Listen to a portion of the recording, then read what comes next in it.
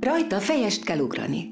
Ne féljetek, hogy hülyeséget mondtok, nem számít. Hát, történhetne egy gyilkosság. Igen, nyitóképnek nem rossz egy noir regényben.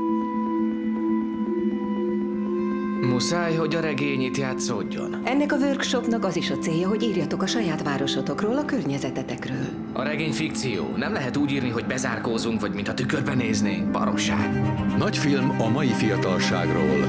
Teleráma.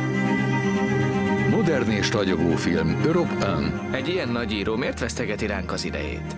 Nem vesztegetem az időmet. Kíváncsiságból vagyok itt.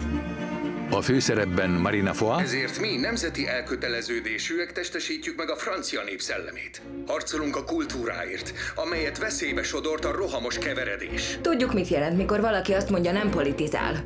Fogd már be! És Mathieu Lucci. Nem gondolkodott. A táskájából elővett egy kalasnyikovot, és mielőtt bárki közbeléphetett volna, lőtt. A vér látványa erőt adott neki, hogy folytassa. Neked kihipózták az agyadat, vagy mi bajod? Mit képzelsz te magadra? Kussoljál, vagy levik a fejedet! Lehet, hogy megbotránkoztok. De első próbálkozásnak Antoine szövege elég jól sikerült. Még védi ezt a rasszistát? Nem, dehogy védem. Próbálom megérteni. The Workshop. Laurent Conté filmje. Egy jelentős film, pozitív. Meggyőződésem, hogy okosabb vagy, mint amilyennek mutatod magad. Ezzel csak áltatja magát. Azért izgatom, mert fél tőlem. Hamarosan a mozikban.